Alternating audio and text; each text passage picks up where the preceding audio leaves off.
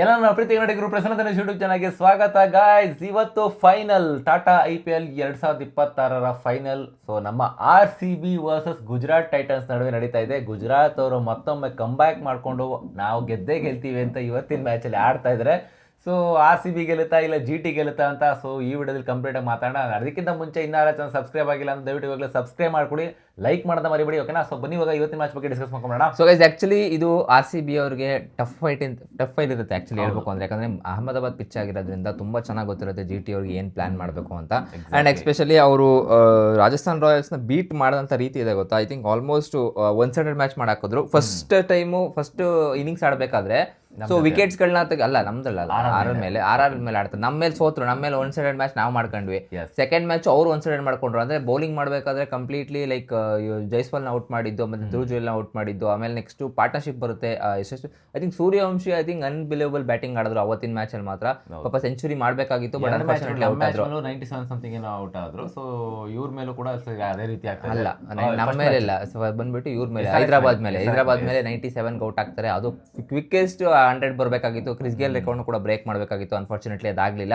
ಅದಾದ್ಮೇಲೆ ನೆಕ್ಸ್ಟ್ 96 ಮಾಡ್ತಾರೆ. 96ಗೆ 6 ಹೊಡೆಯಕ್ಕೆ ಹೋಗ್ತಾರೆ, ಬಟ್ ಅದು ಕೂಡ ಕ್ಯಾಚ್ ಆಗುತ್ತೆ. ಪ್ರಸಿದ್ಧ ಕೃಷ್ಣ ಕ್ಯಾಚ್ ತಗೊಳ್ತಾರೆ. ಬಟ್ ಇವಾಗ ಏನಪ್ಪಾ ಅಂದ್ರೆ ಅದೊಂದು ಚೇಸ್ ಮಾಡಕ್ ಬಂದಂತ ಗುಜರಾತ್ ಅವರು ಮತ್ತೆ ಶುಭ್ಮನ್ ಗಿಲ್ ಆಗಿರ್ಬೋದು, ಐ ಥಿಂಕ್ ಸಾಯಿ ಸುದರ್ಶನ್ ಆಗಿರ್ಬೋದು, unbelievable partnership Guru. I think ಎಲ್ಲರೂ ಏನ್ ಗೊತ್ತಾ ಕೇಳ್ಕೊಳ್ತಾ ಇರೋದು, ಆಕ್ಚುಲಿ ಶುಭ್ಮನ್ ಗಿಲ್ ಬೈಯಕ್ಕಿಂತ ನನಗೆ ಆಕ್ಚುಲಿ ಸಾಯಿ ಸುದರ್ಶನ್ ಭಯ ಜಾಸ್ತಿ ಇದೆ. ಸಾಯಿ ಸುದರ್ಶನ್ ಕನ್ಸಿಸ್ಟೆನ್ಸಿಯಿಂದ ಪರ್ಫಾರ್ಮೆನ್ಸ್ ನ ಕೊಡ್ತಾರೆ. ಸೊ ನೆಕ್ಸ್ಟ್ ಮ್ಯಾಚ್ ಇಂದ ಫೆವಿಕಲ್ ಹಾಕೊಂಡ್ ಬರ್ತಾರೆ ಅನ್ಸುತ್ತೆ. ಇಲ್ಲ, ಮೊದಲನೇ ಬಾಲ್ ಅಲ್ಲೇ 8 ವಿಕೆಟ್ ಆಗ್ಬಿಟ್ರೆ ಐ ಥಿಂಕ್ ನಮ್ದು ಏನಿದೆ ಅವ್ರದ್ದು ಆಕ್ಚುಲಿ ಬುಡ ಏನಿದೆ ಗೊತ್ತಾ, 1, 2, 3 ಅಷ್ಟೇ. ನನ್ನ ಪ್ರಕಾರ 1, 2, 3 ಅನ್ನು ಔಟ್ ಮಾಡ್ಕೊಂಡ್ರೆ ಅವ್ರೇನ್ ಅಮ್ಮಮ್ಮ ಅಂದ್ರೆ 170, 160 ಅಷ್ಟೇ ಮಾಡಕ್ಕಾಗೋದು. ಕಟ್ ಹಾಕ್ಬೋದು. ಸಾಯಿ ಸುದರ್ಶನ್, ಜಾಸ್ ಬಟ್ಲರ್ ಅಷ್ಟೇ.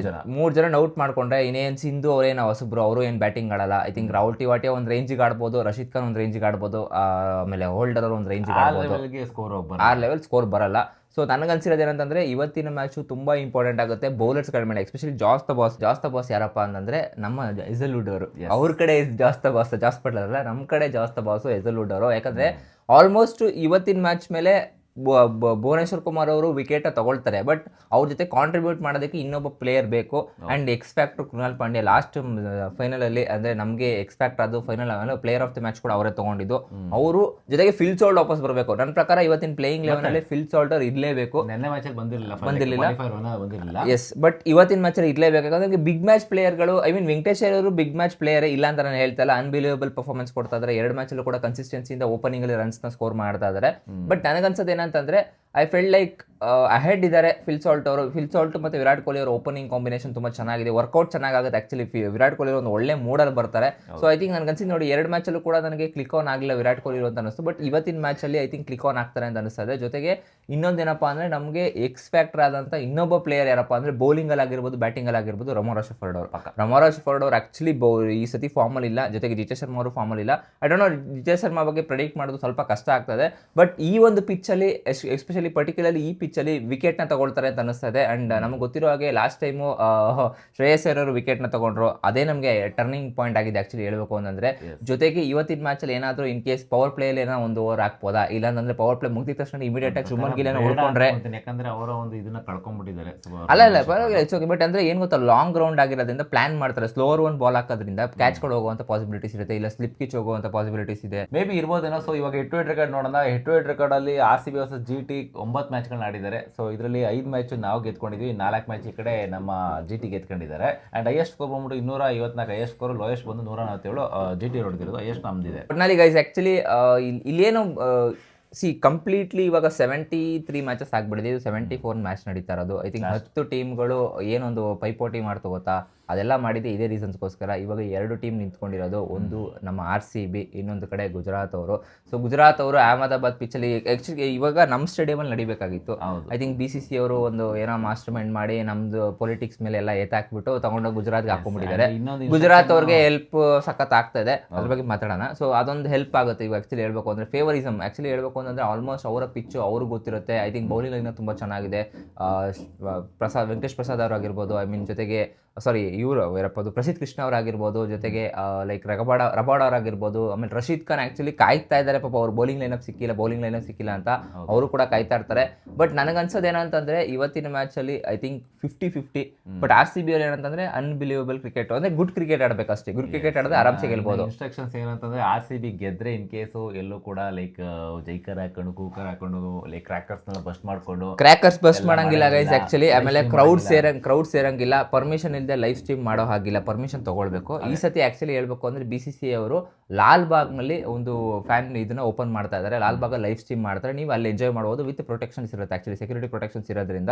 ಬಟ್ ಈಗ ಎಲ್ಲಾ ಕಡೆನೂ ಇಲ್ಲ, ಸುಮ್ಮನೆ ನೀವು ಎಲ್ಲಿ ಬೇಕೋ ಅಲ್ಲಿ ನಿಮ್ಮ ಏರಿಯಾಗಳಲ್ಲಿ ಒಂದು ಪರದೆಗಳನ್ನ ಹಾಕೊಂಡು ಅಲ್ಲಿ ಮಾಡೋ ಹಾಗಿಲ್ಲ. ಬಟ್ ಅನ್ಕೊಂಡಿದ್ದೇನಂತಂದ್ರೆ ಈ ಸತಿ ಯಾಕೋ ಅಷ್ಟು ಹೈಪ್ ಬರ್ತಾ ಇಲ್ಲ ಅಂತ ಅನಿಸ್ತದೆ. ಲಾಸ್ಟ್ ಸೀಸನ್ ಇದ್ದಂತ ಹೈಪ್ ಈ ಸತಿ ಎಲ್ಲೋ ನನಗೂ ಬರ್ತಾ ಇಲ್ಲ ಅಂತ ಅನಿಸುತ್ತೆ. But anyways back to back ಕಪ್ನ ಗೆದ್ರೆ ನಮ್ದೊಂದು ಪ್ರೈಡ್ ಇರುತ್ತೆ. ಅದೊಂದು ಜೊತೆಗೆ ಇನ್ನೊಂದು ರೀಸನ್ ಇದೆ, ಅದು ಹೇಳೋದು ಬೇಡ. ಸೊ ಏನಕ್ಕೆ ಅಂತಂದ್ರೆ ನಿಮ್ಗೆ ಗೊತ್ತಿರುತ್ತೆ, ಸೊ ಏನು ಬ್ಯಾನ್ಗಳಾಗಿದಾವಲ್ಲ ಅದೊಂದು ರೀಸನ್ಗೋಸ್ಕರ ವ್ಯೂವರ್ಶಿಪ್ ಕಮ್ಮಿ ಆಗಿದೆ. ಬಟ್ ಇಲ್ಲ RCB ಗೆಲ್ತು ಅಂತ ವ್ಯೂವರ್ಶಿಪ್ ಕಮ್ಮಿ ಆಯ್ತಾ, ಇಲ್ಲ ನಮ್ಗೆ ಇಂಟ್ರೆಸ್ಟ್ ಕಮ್ಮಿ ಆಗ್ಬಿಟ್ಟಿದೆ. RCB ಇತ್ತಲ್ಲ, ನಮ್ಮ RCB ಬಿಟ್ಟಾಗ ಬೇರೆ ನೀವು ನೋಡಿದಾಗ ಮ್ಯಾಚ್ಗಳು ಇದ್ದಾಗಲೂ ಕೂಡ ಅದು ವ್ಯೂವರ್ಶಿಪ್ ಡೌನ್ ಆಗ್ಬಿಟ್ಟಿದೆ. ಬಿಟ್ಟಿಲ್ಲ ಅದು ಕಂಪೇರ್ ಮಾಡ್ಕೊಂಡು ಕಂಪೇರಿಟಿವ್ಲಿ. ಆಮೇಲೆ ಈ ಸತಿ ಟಾಪ್ 3 ಏನಪ್ಪಾ ಅಂದ್ರೆ ಧೋನಿ ಅವ್ರು ಇಲ್ಲ, ಧೋನಿ ಅವ್ರು ಇದ್ದರೆ ಮೇ ಬಿ ಒಂದು ಸ್ವಲ್ಪ ಬರ್ತಿತ್ತೇನೋ. ಜೊತೆಗೆ ರೋಹಿತ್ ಶರ್ಮಾ ಕ್ಯಾಪ್ಟನ್ಸಿಯಿಂದ ಯಾವಾಗ ಡ್ರಾಪ್ ಆದ್ರೂ ಮುಂಬೈ ಇಂಡಿಯನ್ಸ್ ಅಷ್ಟೊಂದು ಫೇಮ್ ಬರ್ತಾ ಇಲ್ಲ. ನಮ್ಮ RCB ಹೇಳ್ಬೇಕು ಅಂದ್ರೆ ಆಲ್ಮೋಸ್ಟ್ RCB ಕಪ್ನ ಗೆದ್ದಿರೋದ್ರಿಂದ ಅದನ್ನ ಬರ್ತಾರೆ. ವಿರಾಟ್ ಕೊಹ್ಲಿ ಇರೋದ್ರಿಂದ ನೋಡ್ತಾ ಇದಾರೆ, ಇಲ್ಲ ಅಂತ ನಾನು ಹೇಳ್ತಾ ಇಲ್ಲ.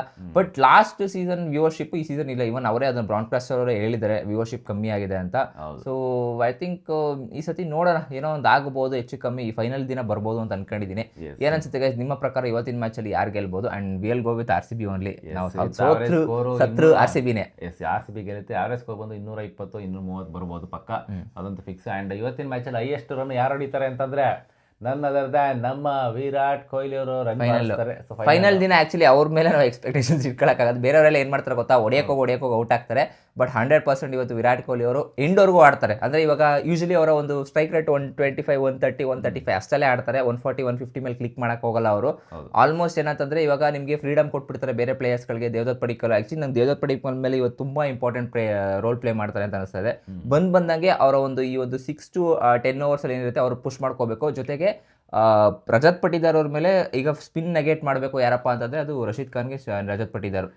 ಇನ್ನ ಆವರೇಜ್ ವಿಕೆಟ್ ಯಾರು ತಗೋಬಹುದು ಅಂತಂದ್ರೆ ಸೊ ನನ್ನ ಪ್ರಕಾರ ನಮ್ಮ ಕಡೆ ಅವ್ರ ಕಡೆ ಪ್ರಸಿದ್ಧ ಕೃಷ್ಣ ತಗೋಬಹುದು ಅಂತ ಅನಿಸ್ತದೆ. ಐ ಥಿಂಕ್ ನೋಡೋಣ. RCB ಮೇಲೆ ಯೂಶಲಿ RCB ಮೇಲೆ ಅವ್ರ ಕಡೆ highest run getter maybe Sai Sudharsan ಅಂತ ಅನಿಸ್ತದೆ. ಯೂಶಲಿ ಯಾವಾಗಲೂ ಜಾಸ್ತಿ ಬಾಸ್ ಅನ್ಸುತ್ತೆ, ಲಾಸ್ಟ್ ಮ್ಯಾಚ್ ಆಡಿಲ್ಲ, ಮೇ ಬಿ ಇರ್ಬೋದು ಎರಡು ಚಾನ್ಸಸ್ ಇದೆ. ಬಟ್ ನನಗನ್ಸುತ್ತೆ ಸಾಯಿ ಸುದರ್ಶನ್ ಕನ್ಸಿಸ್ಟೆನ್ಸಿ ಇಂದ ಪರ್ಫಾರ್ಮೆನ್ಸ್ ಮಾಡ್ತಾರದ್ರಿಂದ ಅದೇ ಆಟ ಅಲಗ್ ಬಲಕ್ ಅವರು ಹಿಟ್ ವಿಕೆಟ್ ಆಗ್ಬಿಟ್ರೆ ಗಿಲ್ಲು ಆಡಿದ್ರಲ್ಲ ಸೆಂಚುರಿ ಬಾರಿಸಿದ್ರು. ಬಟ್ ನನ್ನ ಪ್ರಕಾರ RCB ಮೇಲೆ ಜಾಸ್ತಿ ಆಡೋದು ಸಾಯಿ ಸುದರ್ಶನ್ ಮತ್ತೆ ಶುಭ್ಮನ್ ಗಿಲ್ ಇವರಲ್ಲೇ ಆಟ ಆಡ್ತಾ ಇರ್ತಾರೆ. ಬಟ್ ನನ್ಗನ್ಸಿ ಸಾಯಿ ಸುದರ್ಶನ್ ಕನ್ಸಿಸ್ಟೆನ್ಸಿ ಪರ್ಫಾರ್ಮೆನ್ಸ್ ಇಂದ so I think maybe ಅವರೊಂದು 50+ ರನ್ ಸ್ಕೋರ್ ಮಾಡ್ಬೋದು ಅಂತ ಅನಿಸ್ತಾ ಇದೆ. ಎಸ್ ಗೈಸ್, ಇದಾಗಿತ್ತು ನಮ್ಮ ಒಂದು ಮ್ಯಾಚ್ ಪ್ರಿವ್ಯೂ. ಆ್ಯಂಡ್ ಸಂಜೆ ಲೈವ್ ಬರೋಣ ಅಂತ ಅಂದ್ಕೊಂಡಿದ್ದೀವಿ. ಸೊ 7 ಗಂಟೆಗೆ ಶಾರ್ಪ್ 7 o'clock ಲೈವ್ಗೆ ಜಾಯ್ನ್ ಆಗಿ ಸೊ ಡಿಸ್ಕಸ್ ಮಾಡೋಣ ಆ್ಯಂಡ್ ಲೈವ್ ಮ್ಯಾಚ್ ನೋಡ್ಕೊಂಡು ಎಂಜಾಯ್ ಮಾಡೋಣ ಅಂತ ಹೇಳ್ತೀವಿ. ವಿಡಿಯೋನ ಎಂಡ್ ಮಾಡ್ತೀನಿ. ಸಿಗೋಣ ಮುಂದಿನ ವಿಡಿಯೋದಲ್ಲಿ. ತನಕ ಬಾಯ್.